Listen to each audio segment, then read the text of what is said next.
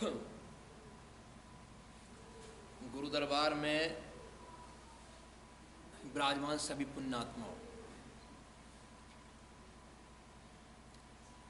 सारी दुनिया ये कहती आ रही है कि ये मनुष्य शरीर बड़े भाग से मिलता है ना। लेकिन कितनी विडंबना है कि इसे कुछ ही लोग समझते हैं कि इसका महत्व क्या है। 100 में मेरे ख्याल में तो 20% ही आदमी समझते होंगे कि इसका फ़ायदा क्या है। बाकी 80% ऐसे लोग हैं जो इसकी कीमत नहीं समझ रहे और वो उसे ऐसे कामों में खो रहे हैं, ऐसे कामों में खो के ऐसे जाते हैं कि मनुष्य का जन्म मिलना भी मुश्किल हो जाता है। भगवान भी यमराज भगवान भी विवश हो जाते हैं कि इसे मनुष्य योनि कैसे दूँ, नहीं दे पाऊँगा। और एक बार मनुष्य योनि हटी फिर जल्दी मिलने वाली नहीं, क्योंकि हर शरीर के अंदर उसकी एक वासना बन जाती है। जो जैसे शरीर में रह होता है भक्तिमान शरीर में उसका चित्त भक्ति से रंग जाता है, तो उसका अगला जन्म भी भक्त के ही घर में होता है। जो जुए सट्टे में फंस गया उसका अगले जन्म में ऐसी जगह जन्म होगा जहाँ वो जुए सट्टे जैसी ही बातों को बहुत ज़्यादा करेगा और घर का नाश करके बैठेगा। और जो भक्तिहीन हो गया, हर प्रकार के जुल्म और सितम में उतर गया, तो ये मनुष्य योनि छूट जाती है। परम पिता का ये नियम है कि जिसने जिस अंग से जो दुरुपयोग किया है वो अंग अगले जन्म में उससे छीन लिया जाता है। ये परमात्मा का नियम है ना। जिन हाथों ने कत्ल ही कत्ल किया है उसके हाथ नहीं होंगे अगले जन्म में, और कत्ले आम ही होते चले जाएंगे बार बार। बड़ा विचित्र खेल है, लेकिन फिर भी लोग मनुष्य जीवन को समझते नहीं, जबकि ये मनुष्य का जीवन हर एक आदमी को उसके आत्म उद्धार के लिए है। इसमें परमात्मा का राज अपने अंदर स्थापित करना है। यदि तुम अपने अंदर परमात्मा का राज स्थापित करते हो तो एक सिंहासन तो बनाना पड़ेगा। तो अपने हृदय में, चित्त में उस प्रभु का हमें सिंहासन बनाना है, उसकी सेज सजानी है। परमात्मा की हमको सेज सजानी है। एक कुत्ते को ही ले लो, वो भी अगर कहीं बैठता है तो पूंछ फिरा के उसको साफ कर दे और तब वो उस पर बैठता है। और ये एक मनुष्य है कि इस सेज को जो अंदर है गंदगी से भरता है, तरह तरह की गंदगी इसके अंदर भरता है, फिर कहता है भगवान इसमें आके बैठ जाओ। और भगवान ऐसी चीज है, उसकी प्यास भक्तों को तो है ही, जो महापापी उसे भी है, लेकिन वो उसे प्राप्त नहीं कर सकता क्योंकि उसकी वासना इतनी निकृष्ट संस्कारों से भरी हुई है जो उसे वो ईश्वर की भक्ति में नहीं लगने देगी, उसकी आत्मा का प्रकाश बाहर नहीं आने देगी। आत्मा तो प्रकाशवान है, पूरी तरह से प्रकाशवान है, क्योंकि ये परमात्मा का स्वरूप है, महाज्योति स्वरूप है। लेकिन ये नीचे आते आते आते आते इतने आवरण इस जीव ने चढ़ा लिए हैं अपने आप, इसमें परमात्मा का कोई दोष नहीं है, इसने खुद चढ़ा लिए हैं। और ये इसका जो प्रकाश था वो प्रकाश खत्म हो गया। तो हमें प्रभु के लिए बैठाने की अपने चित्त के अंदर सेज सजानी है। सेज कैसे सजती है? कहीं तुम मंडप में कुछ कर लो, ऐसे फुलवारी लाओगे, लाइट जलाओगे, इत्र बिखेरोगे, तरह तरह के और फूल पत्तियां उसके ऊपर सजाओगे, फिर सिंहासन लगाओगे, बड़े बड़ी सेज के लिए ऊंचे ऊंचे आभूषण वस्त्र उस पर बिछाओगे, है ना, कि भाई इस पे आके हमारे जिनको बुला रहे हैं वो बैठेंगे। और जब तुम परमात्मा को बुला रहे हो तो जहां काम है, क्रोध है, लोभ है, मोह है, हर एक प्रकार का विकार है, क्या उससे सेज सजेगी? वो नहीं सजेगी ना। परमात्मा की सेज काय से सजती है? इसके लिए सत्संग का बिस्तर लगाओ, ज्ञान का दीप जलाओ, वैराग की धूप लगाओ और भक्ति का आनंद रस किया धुन लगाओ, प्रभु के ध्यान में समाओ। ध्यान वो साबुन है, एक जन्म तो क्या हजारों लाखों जन्मों तक के मैल को ध्यान हटा देता, खत्म कर देता है। इसीलिए योगी लोग ध्यान में गमन करते हैं, क्योंकि ध्यान से ही मल कटते हैं और वो ध्यान रूपी साबुन सत्संग से पैदा होती है। जिनका सत्संग छूटा उसका तो किस्मत ही फूट गई, सब चीज उसकी छूटती चली जाती है। लेकिन यहां मनुष्य ईश्वर की बात नहीं सोचता, जो सोच रहे हैं वो तो पार हो ही जाएंगे। ज्यादातर मनुष्य वे सोचते हैं जिन्हें आगे भी तुझे यही मनुष्य योनि मिल जाएगी, कर्म कुकर्म और आशा कि यही देह मिल जाएगी। नहीं मिलती, ये देह केवल दान पुण्य सेवा भजन और भक्ति भाव से मिलती है। इसके अलावा ये मनुष्य देह नहीं मिलती। जहाँ ये नहीं होते वहाँ वो छिन जाती है, क्योंकि प्रभु का नियम है और जो जिस अंग का दुरुपयोग करेगा वो उससे छीन लिया जाता है। जब तुम भजन और भक्ति नहीं करोगे तो तुम्हें ऐसी योनियों में डाल दिया जाता है कि जहाँ भजन भक्ति का कोई वास्ता ही नहीं है ना। इसकी वासनाएं कभी खत्म नहीं हो सकती, इसकी तृष्णा कभी खत्म नहीं होती।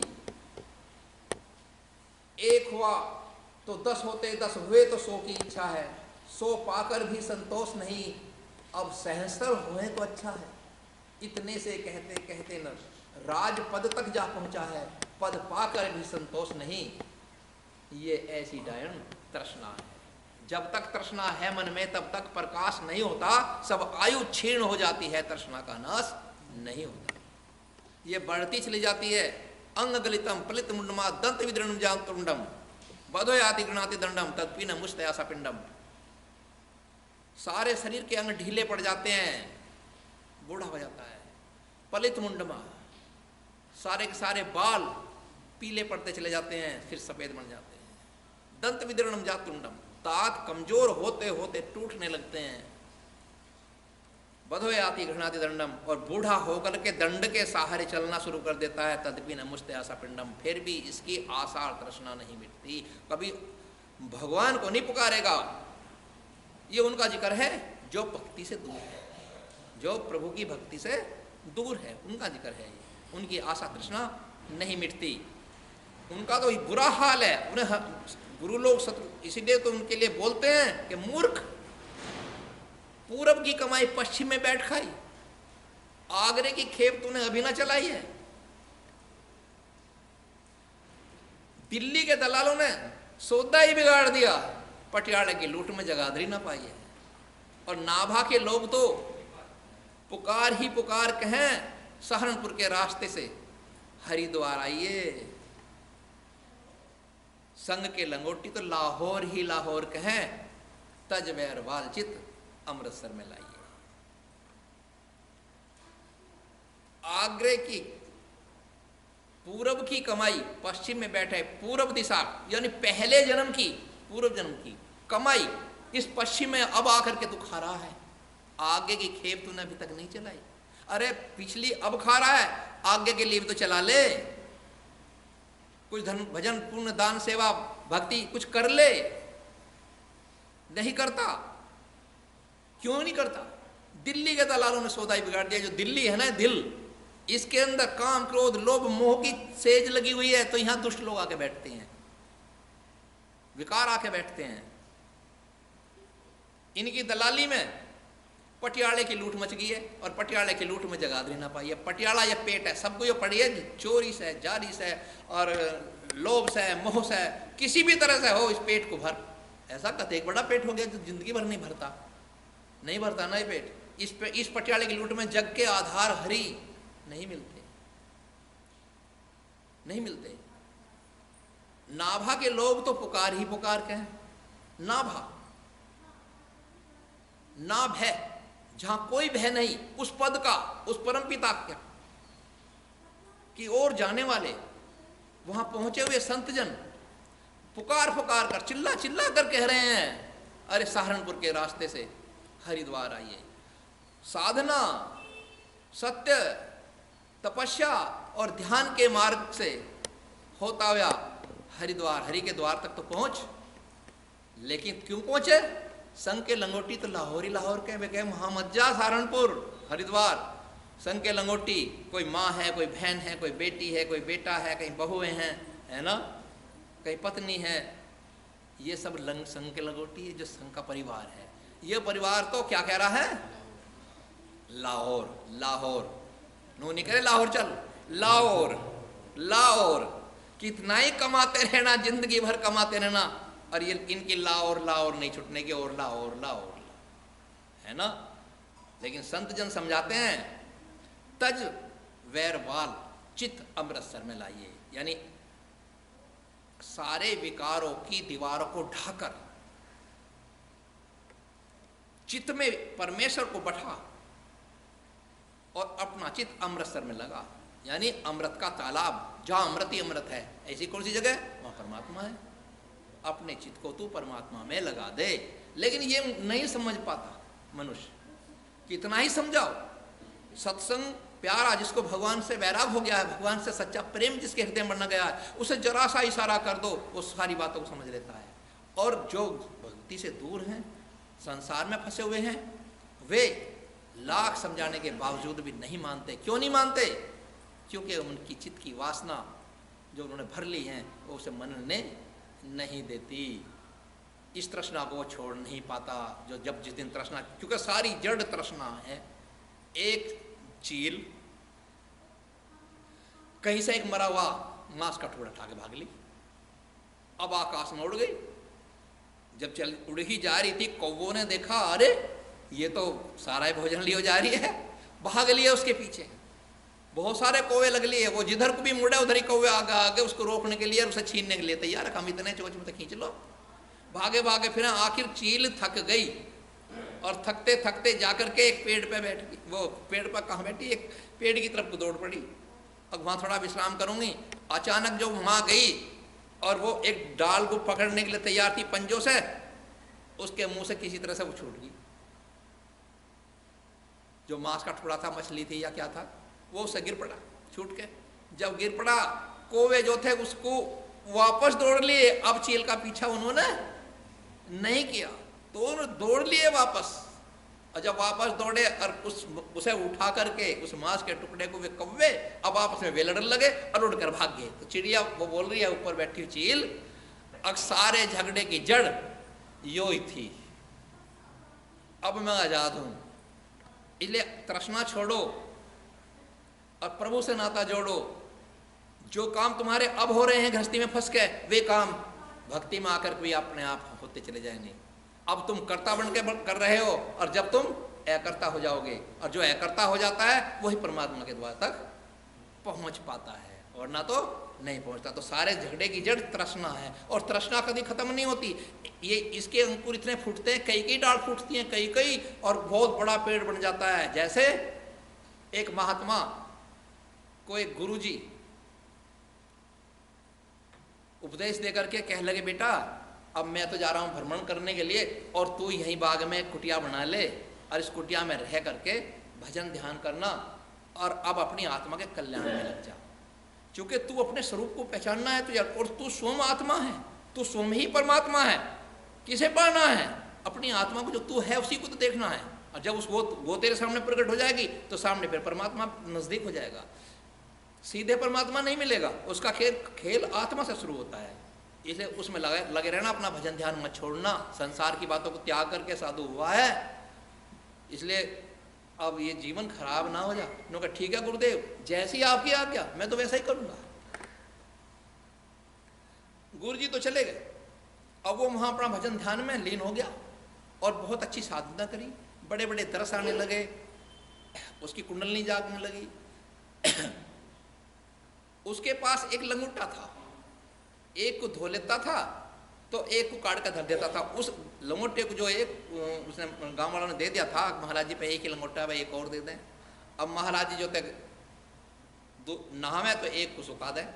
जब वो बदला करते थे, वो उसे पहनते थे तो पहले वो धो के टांग देते थे। वहां एक चुहिया लग गई और वो चुहिया आए और उसको काट के कई कई जगह टुकड़े टुकड़े कर जाती थी उसके, फाड़ फाड़ के। अब उसने देखा भाई, महात्मा जी ने झटक के उसके कह लगे अरे ये तो भाई चूहिया बहुत खतरनाक है। अब वो गांव वालों के पास गए, कह लगे भैया तुमने मुझे एक वो दिया था, थोड़ी सी चद्दर दी थी मुझे,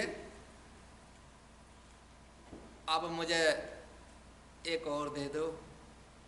कि अच्छा, मुझे अगर और दे दो तो मेरा काम चल जाएगा। उन्होंने उसे एक और दे दी। अब वो कुछ दिनों बाद में चिड़िया ने, उसने चूहिया ने वो भी काट दी। अब फिर गांव वालों के पास गया, गांव वाले कहने लगे गुरुजी यो चुईया जो है ना, यो तो जने कितने कपड़ों काटेगी, लो इसे तो जाओ ले एक और, है ना, इसे रखो संभाल के, और तुम वहाँ एक बिल्ली पाल लो। उन्होंने कहा ठीक है। अब गांव वालों ने जाके बिल्ली दे दी। अब जब बिल्ली गई वहाँ, अब वो भजन ध्यान तो छुटन लगा।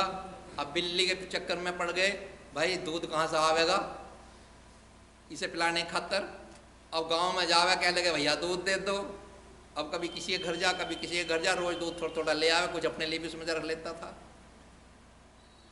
गांव वाले कह लगे गुरुजी ऐसा करो, बहुत दुखी हो गए हो आप, दूध लाने ले जाने में कौन रोज रोज देगा इस बिल्ली खातर, तुम एक गाय पाल लो। अब उन्होंने एक गाय पाल ली, गाँव वाले लाके गाय दे दी। अब जब गाय पड़ल लगी तो रोजन ना जावे, कभी प्रमोद के खेत में पहुंच जा, जाके भैया थोड़ा सा निहार दे, तो गुरुजी ले जाओ। कभी किसी राजवीर के खेत में पहुंच गया, कभी किसी के खेत में जावे, कभी किसी खेत में जावे।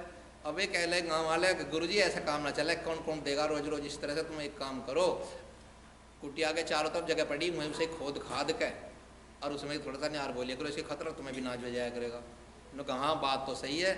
अब उन्होंने भैया वही कुटिया में खोदना पीटना लगा दिया। अब भजन जितना उधर को जा रहा है उतना भजन की तरफ से हट रहा है, उतना भजन से ध्यान से दूर होता जा रहा है। अब सवेरी उठतों के साथ ही, जब पहले तो भजन के ध्यान रहती है, ध्यान बैठूंगा, अब क्या है भाई फलानी चीज लानी है, वो चीज लानी है। अब खेत में लग गया, कभी खुदाई में, कभी पानी भराई में, कभी उसका कुछ करता रहा। अब इस तरह से सोचा भाई सर्दी आ गई, अब इस गाय को कहाँ बांधूंगा। गांव वालों द्वारा फिर गया, भैया थोड़े थोड़े पैसे करो और मेरा कमरा बनवा दो, उसमें गाय खड़ी रह जाया करेगी। गांव वालों ने जैसे जैसे करके एक वो दे दी, इतना पैसा दे दिया कि उसकी वो बन गई झोपड़ी जी, क्या कहते हैं, ऊपर छप्पर घेर लिया, नीचे पक्की बना ली होगी या कच्ची, और वो उसमें गाय रहने लगी। अब दूध पीवे, संडा तो हो रहा थोड़ा थोड़ा, लेकिन ध्यान भक्ति में कुछ नहीं, मुझसे खाली होता जा रहा। जो पहली कमाई थी वो भी खत्म होती जा रही है।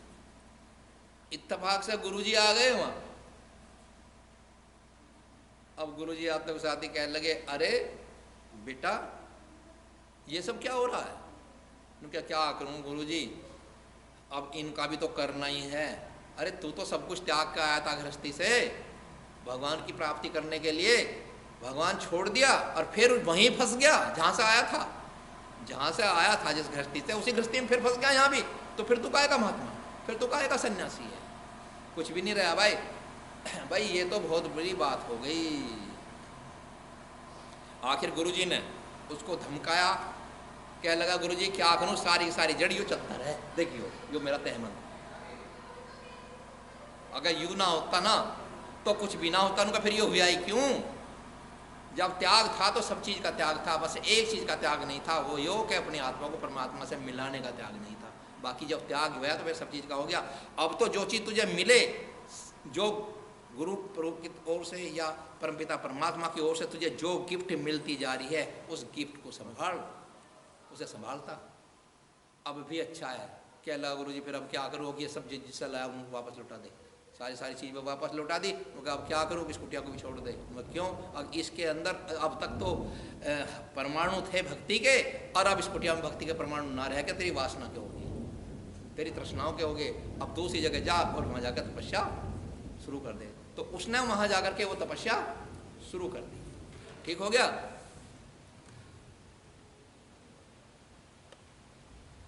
भक्ति किसी की भी हो, किसी के भी तुम इतिहास सुन लो और सुने भी होंगे, भक्ति जब तक पकती नहीं तब तक प्रभु के दर्शन नहीं होते। और भक्ति तपती कैसे है? सुखों में नहीं तपती, ये कष्टों में तपती है। ऐसा कोई भक्त नहीं हुआ जिसने बिना तपे भक्ति प्राप्त कर ली हो, प्रभु को पा लिया हो। यहां प्रहलाद जैसे हुए हैं जिनकी थोड़ी थोड़ी उम्र, 10-10 वर्ष के बच्चे, हिलाए नहीं हिले, कांटों पर सुलाया गया, सर्पों में डाला गया, जहर तक पिलाया गया, कोड़े तक मारे गए और फांसी तक की सजा दे दी गई, मगरमच्छ के सामने फेंक दिया गया। लेकिन भगवान रक्षक भी होते हैं। जो सच्चा भक्त होता है भगवान उसके पीछे साया बनकर साथ साथ चलते हैं।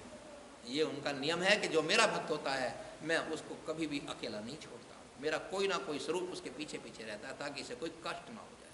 और जो महापापी होता है वहां भगवान नहीं जाते, वहां काल के दूत रहते हैं, उसके पीछे पीछे काल के दूत चलते हैं। यो भी कर, वो भी कर, उसे मार, उसे कतल, वो ये सूचना देते रहते हैं। इसी तरह की उसे प्रेरणा मिलती रहती है और वो इस तरह से संसार में फंस जाता है। तो जो जैसा करेगा उसे वैसा ही फल मिलता चला जाता है। अब कर्म क्या बचा जो करने योग है? ये मनुष्य की योनि जो मिली है ये केवल भोगने के लिए नहीं है कि भोग विलास के लिए ही है, ये परमात्मा की प्राप्ति के लिए है। इसमें हमें प्राप्ति भगवान की करनी है। अपने अंदर वो भाव, हर जैसा आज मैंने ध्यान में कराया, ऐसा हर वक्त बनाए रखना है कि मैं आत्मा हूं, जो मेरा नाम है ये मैं यो नहीं हूं, मैं एक आत्मा हूं और आत्मा परमात्मा का स्वरूप है, तो मैं ही ब्रह्म स्वरूप हूं। इसलिए हमारे ऋषियों ने ठीक कहा कि हम ब्रह्मास्मि, कि मैं ब्रह्म हूं, मुझे उस ब्रह्म पद की प्राप्ति करनी है, तब ये उस ब्रह्म पद की तरफ को चलता है। लेकिन कुछ लोग ऐसा सोचते हैं अगले जन्म में कर लेंगे, अगले जन्म में कर लेंगे। अरे अगला तुझे पता है कि अगला मनुष्य का ही मिलेगा? मनुष्य का तो उनको मिलता है जिन्होंने पहले भक्ति कर ली है, जिनको गुरु ने प्रस्तावित कर दिया है, उसको मिलता है, दूसरों को नहीं मिलता। लेकिन मूर्ख यही सोचता है, क्या वो थे गुरु भरतरी और गोपीचंद, दोनों नदी के किनारे किनारे टहल रहे थे। शाम का वक्त था, एक हाथी आया और नदी में कूद गया। वहां कमल के फूल खिल रहे थे, उन्हें सबको समेटा और खा गया। तो भरतरी हंस पड़े, राजा थे वे तो भरतरी, लेकिन संन्यास ले लिया। गोपीचंद ने पूछा महाराज, के वो उनके मामा लगते थे, मामा जी ये आप क्या कर बैठे, क्यों हंस रहे हो, क्या कारण है? कहने का कारण ये है कि जब ये हाथी आया था इससे पहले एक भंवरा इस पे मंडरा रहा था फूल पे, और फिर जब देखा दिन ढलने वाला है तो उस पे बैठ गया फूल पे। लेकिन हुआ ये, वो सोच रहा है रात्रि गमिष्यति भविष्यति सुप्रभातम भाषानुदेश्यति हर्ष श्री पंकसरी इति विचित्र धीरा द्वैरूपे कोस गते हा हंत हंत नलिनी गज उजिहार। क्या लगे, ये भुमरा मन में ये सोच रहा था रात्रि तो है चली जाएगी और सवेरा भी तो होगा, भाषानुदेश्यति, और फिर सूरज भी तो निकलेगा, हर्ष श्री पंकसरी, फिर ये फूल जो है ये खिलेगा भी तो, सभी उड़ कर भाग जाइए और सारी रात मधु चखिए।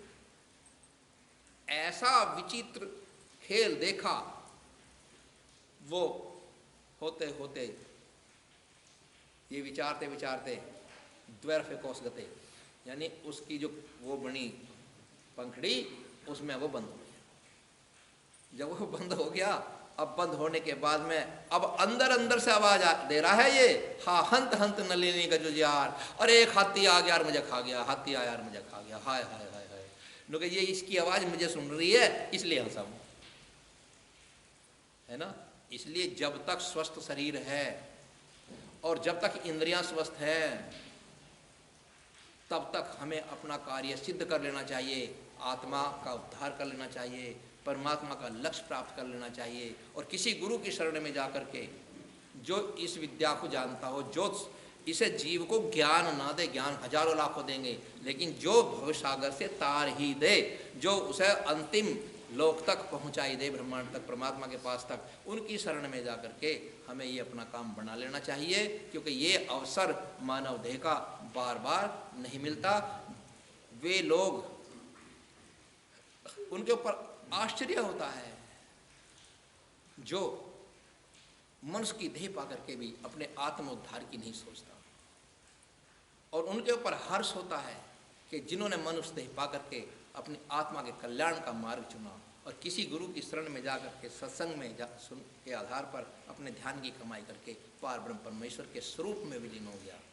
ऐसा ही तुम्हें बनना है। बोलो साचे दरबार।